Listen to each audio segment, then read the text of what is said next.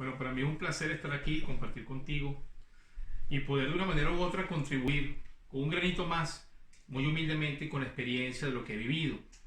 Porque no solamente lo viví acá en Noruega, sino lo tuve que vivir en Panamá, ante el embajador de las Naciones Unidas, Harold Robinson, que es el embajador para el hemisferio sur, ante la embajada de la OEA en Panamá, el director del ACNUR, el doctor Samaniego, y la doctora de protección, la doctora Ordoña, a quien le agradezco mucho, porque aprendí mucho de ellos. Y fue lo que me hizo pasar por un proceso bastante duro de tocar puertas, de hablar, de entrevistarme, de prepararme. Igualmente con Hayas, que es un organismo que acoge y protege al refugiado, sus asesores jurídicos. Y finalmente, pues cuando llego a Noruega, donde debo enfrentarme a una situación bastante extrema, porque cuando yo vengo, ya vengo con una publicidad hecha por todo un tren poderoso del Estado venezolano, por el G2 cubano, con sus laboratorios. Usaron todas las cuentas de Instagram de las delegaciones que son para el servicio al pueblo, para decir la verdad, para poder informar. Las usaron para desprestigiarme, sembrándome crímenes que jamás cometí, tratando de dañar mi imagen y la de mi padre, que es fundador de la Policía Técnica Judicial. Y quisieron dañarme, quisieron desprestigiarme. Y cuando yo llego acá con eso, se me hace bastante difícil, porque ¿cómo demuestro yo? Yo no llegué aquí con una pistola, no llegué con una patrulla, no llegué con mis credenciales que me quitaron en la sede central del 6CPC, sino llego sin nada, llego diciendo yo soy el que soy, pues. Yo soy el que soy, y ustedes tendrán que determinar verdaderamente si lo que yo digo es falso o es real. Y mi primer punto fue ese, pues mi primera parte fue enfrentarme a una publicidad que estaba en Google, que estaba en la prensa, en los medios de comunicación del Estado, que decían que yo era un terrorista, un de patria, un hombre con crímenes, que no había sido policía jamás. Esas son cosas que dolieron, y que en ese momento me pusieron un poquito, como quien dice, a dudar, ¿no?, sobre mi situación con respecto al Estado de Noruega. Después hablé con un especialista en la materia, uno de los asesores jurídicos y el subdirector de la policía de Noruega en Oslo, y él me dijo que ellos iban a hacer el trabajo que ellos sabían hacer. Y es verdad, pues, como me decía el abogado, ellos son expertos en lo que es toda la materia de espionaje, contraespionaje, inteligencia y contrainteligencia. Si verdaderamente yo era un estafador, era un mentiroso, jamás había sido policía, y peor aún, tenía crímenes penales, ¿ok? Penales. Entonces yo iba a ser devuelto a mi país indiscutiblemente, pues. Pero si verdaderamente yo no estaba mintiendo, porque no se te permite decir una sola mentira que digas, una sola. Si verdaderamente yo no estaba mintiendo y había sido funcionario en mi país, y aparte de eso, no tenía ningún crimen encima, porque el hecho de que yo sea policía no quiere decir que yo tengo carta abierta para tocar las puertas en cualquier lugar, y aparte, o sea, aparte de eso, haber cometido crímenes. O sea, no puedes tener crímenes y venir y me robo un banco en Venezuela, vengo a Noruega, mira, necesito refugio porque soy policía. Así no se manejan las cosas, así no son las cosas. Entonces creo que esa fue una de mis partes más, que pensé que al principio podía ser la más dura. Después confié en un país donde hay Estado de Derecho, donde se garantiza verdaderamente el derecho a la defensa, el derecho a la presunción de tu inocencia, y cuando se presume tu inocencia y se investiga tu causa a ver si realmente estás siendo acusado, y nada más, el error que ellos cometen es nada más con tratar de desprestigiarme y acusarme de delitos que no cometí. Bueno, y al gobierno noruego poder investigar, bueno, se queda en evidencia que realmente hay un trabajo político y destructivo en mi contra. Y bueno, entonces indagan muchísimo más allá y pueden verdaderamente ver que fui un policía humilde y sencillo de 16 años de carrera, hijo de un comisario que fundó lo que hoy en día es 6CPC, y que muy humildemente yo estaba en este país obligado por mi situación y la situación de mis hermanos caídos en Venezuela. Y bueno, y de todo el pueblo general venezolano. Bueno, respecto a la pregunta que me haces, mira, hay cosas en la vida que no necesita ser un abogado, no necesita ser un especialista, criminólogo, un licenciado en ciencias policiales, un especialista en materia de migración, ni un funcionario de migración, ya sea en el caso de Venezuela el SAIME, o en el caso de Noruega de la UDI. Tú no necesitas ser un funcionario de eso para saber lo más básico y lo más sencillo, ¿no? ¿A qué peligro están sometidas las personas que salen de Venezuela? No sé si ustedes creen que en Venezuela o el gobierno de Holanda o del mundo creen que el gobierno de Venezuela es improvisado. Nosotros tenemos la mejor policía técnica en criminología, en investigación forense de Venezuela. Actualmente, bueno, es un órgano criminal, el servicio al Estado, al dictador. Pero dentro de su base y su ciencia es una policía investigativa. Hay órganos de excelente calidad como lo eran o lo eran, porque en este momento no considero que lo sea por la forma de trabajar. Es el SAIME, donde tanto el SAIME como las autoridades del DIGESIN, que es la Dirección de Inteligencia Militar de Venezuela, cuando vienen los aviones que vienen del exterior, ya sea de Latinoamérica y muchísimo más de Europa, ellos revisan de dónde vienes. O sea, llegó alguien al país y entra porque quieres. O sea, tenemos un personal capacitado, incluyendo la Interpol, que hace vida allí en el aeropuerto internacional, que cuando se bajan y son recibidos, bueno, los extranjeros son vistos de otra manera, pero y hay que ver, porque hay extranjeros que son venezolanos y no son extranjeros, sino que tienen pasaporte extranjero. Y esos son muy buscados porque la ley en Venezuela, y porque los quieren tener identificados, es que si tú sales con tu pasaporte venezolano, tú debes regresar con tu pasaporte venezolano. Y eso por allí lo ha dicho el director del SAIME, porque hay una persecución, hay una vigilancia. Y entonces ya hay más que suficiente. Es un elemento público y notorio de que verdaderamente hay una persecución contra cualquier venezolano sin necesidad de ser un político, de ser un policía, sin necesidad de eso. Entonces, ¿qué pasa? El venezolano que llega de cualquier país del mundo, cuando llega tiene que presentar su pasaporte para poder entrar. Y cuando ve que el pasaporte tiene más de 6 meses, tiene más de 3 meses o 6 meses según el país que se le permite estar, bueno, ya eso genera suspicacia, inmediatamente una investigación. ¿Por qué? Porque si tú podías estar en Holanda, en Francia, en Noruega, un máximo de 3 meses, un máximo de 6 meses en otros países, ¿por qué tú te presentas un año después, 8 meses después, un año y medio después? ¿Por qué? ¿Por qué? Porque tú tienes que salir al tiempo que se te da. Tienes un boleto de ida y tienes un boleto de regreso. Y si tú ibas de vacaciones o a tu papito o a tu mamita, tú tienes que, bueno, se supone que pasó algo. Pasó algo y bueno, vamos a sentarte y vamos a investigar qué pasó. Porque si tú tenías que estar en Francia tanto tiempo, o en Holanda, o en Bélgica, o en Alemania, ¿por qué tú regresas en vez dentro de los 6 meses, 8, 9, 10 meses? Y nosotros como órgano de inteligencia sabemos por qué. ¿Por qué regresas a ese tiempo? La única manera porque se te puede pasar el tiempo una semana, 15 días. Incluso hablas con la embajada venezolana y eso queda en registro. Mire, no me pude ir porque me enfermé o el coronavirus o lo que sea.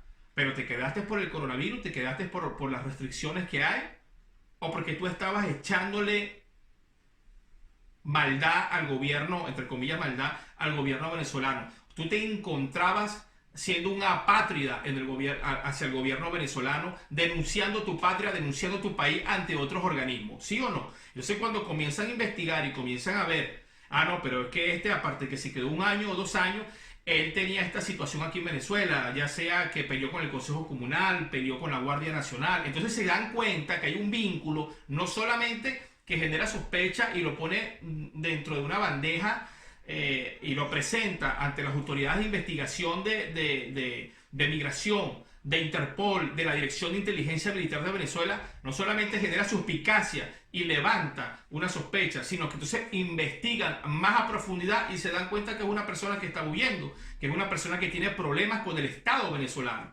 Porque incluso, si de repente se quedó más tiempo porque es un delincuente que andaba robando en Francia, y bueno, lo agarraron, lo capturaron y lo deportan. Mira, él viene por delincuencia, estaba robando en Francia. Y cuando lo chequeamos en el sistema vemos que tiene problemas de prontuarios policiales dentro del sistema CIPOL que nosotros manejamos.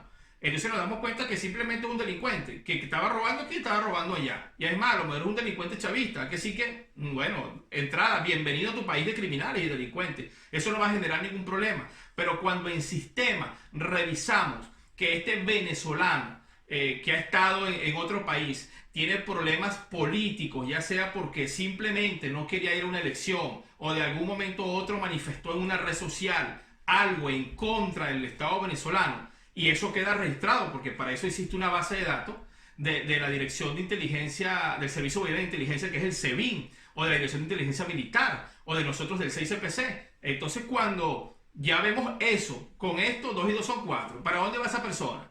¿Le van a dar la bienvenida en su patria? ¿Ustedes creen que los organismos en Venezuela son tan tontos que el G2 cubano, que el ejército de Rusia, su inteligencia que está en Venezuela, y el comunismo chino que está en Venezuela ejerciendo medidas de seguridad? Rusia debe defender Venezuela, el gobierno venezolano, lo debe defender China, lo debe defender Cuba, y eso lo sabe Francia, eso lo sabe Holanda, eso lo sabe la República Checa, eso lo saben los países nórdicos, que estos países que tienen grandes intereses multimillonarios en Venezuela deben defender la seguridad del Estado, que es el Estado que los mantiene a ellos en ese país. Y por supuesto que prestan todo lo que es el servicio de terrorismo, de miedo, de seguimiento, de persecución, para tratar de mantener el control del pueblo. Y entonces, ¿qué creen estos países donde un venezolano va a solicitar refugio?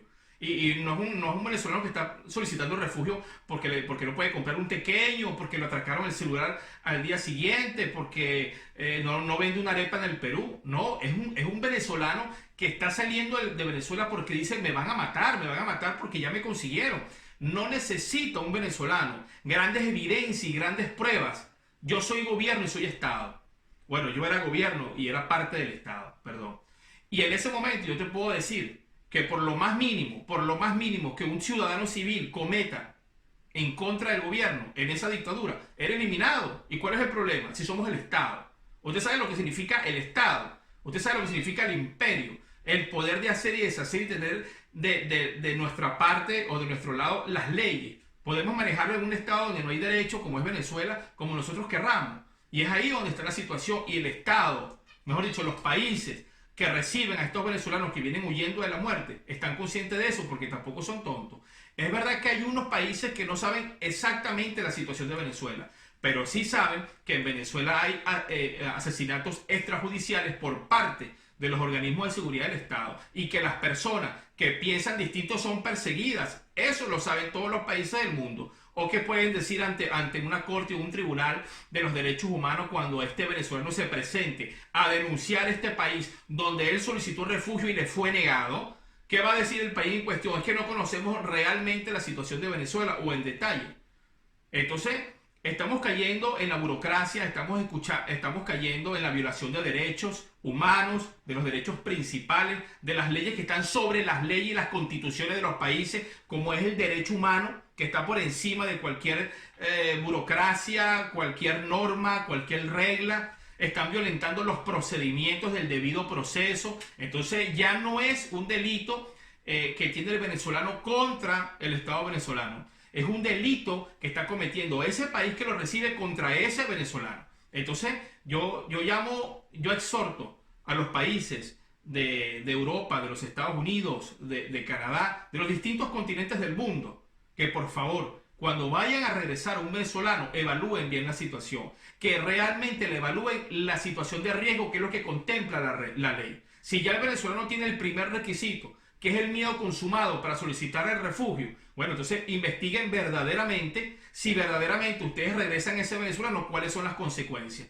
Tienen que entender los estados y los diferentes países. Uno, que no somos 10 millones de venezolanos que estamos invadiendo sus países. Somos muy pocos los venezolanos que podemos lograr ir hasta el continente europeo. Muy pocos. Y el 99% de estos venezolanos son trabajadores, son personas preparadas, son personas que verdaderamente pueden tener una nueva vida en Europa y adaptarse respetando la cultura y las religiones de ese nuevo país. Entonces no son un problema de adaptación, no son una mala sociedad para ese país. Número 2, y lo más importante, son venezolanos que vienen huyendo de la muerte y que están ajustados a derecho dentro del marco de la Constitución y de las leyes, tanto de las Naciones Unidas como de la Constitución del país que firmó en La Haya, en Ginebra casualmente, ese tratado que, bueno, es inquebrantable.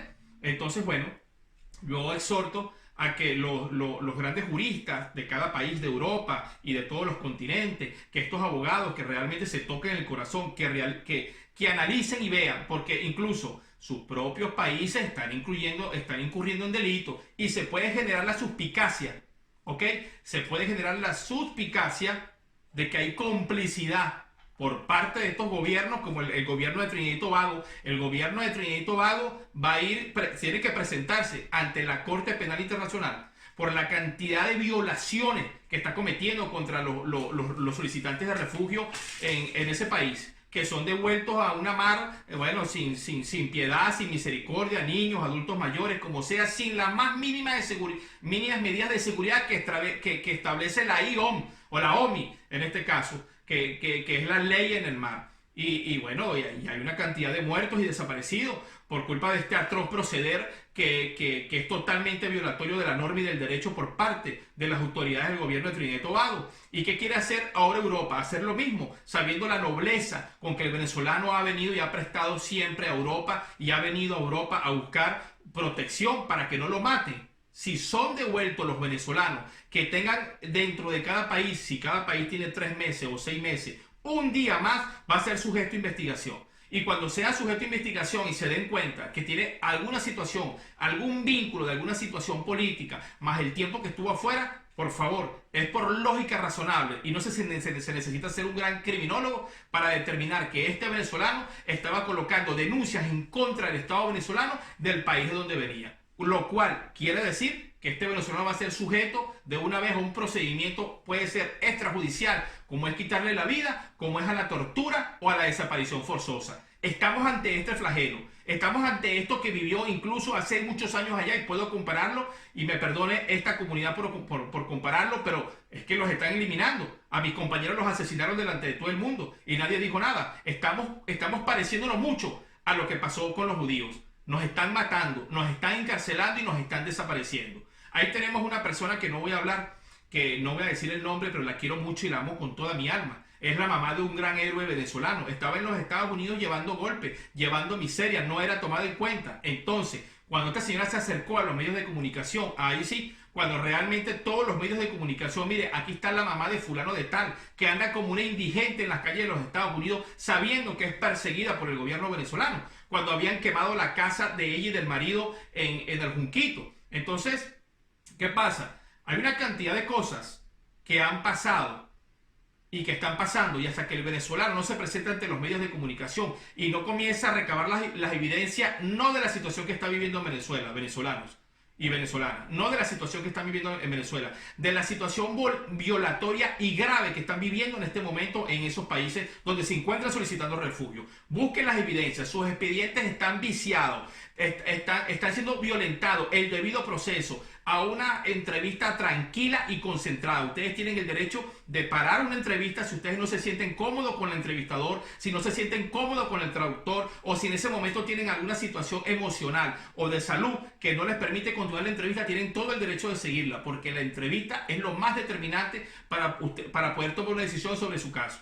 Y entonces, si esa entrevista es saboteada por diversas cosas, porque es un saboteo, que un familiar tuyo entre y salga de la oficina, un niño llore o deje de llorar, se caiga el sistema, se vaya a la luz, te sientas que estás siendo acosado incluso por el propio entrevistador, o que el traductor no está traduciendo las cosas correctamente, ya se está violando el debido proceso. Esa entrevista es nula de toda nulidad y no puede ejercerse un juicio en tu contra o a favor con una entrevista que realmente no ha cumplido con los requisitos mínimos para que tú te sientas bien y puedas decir la verdad. Entonces, yo hago un llamado a los juristas de los diferentes países y a los venezolanos que se pongan las pilas, porque no es un favor lo que están solicitando, es un derecho. Si ustedes están dentro del marco de las leyes y de lo que establece las Naciones Unidas para solicitar el refugio, no es un favor, es un derecho y es una obligación por parte del país receptor, señores.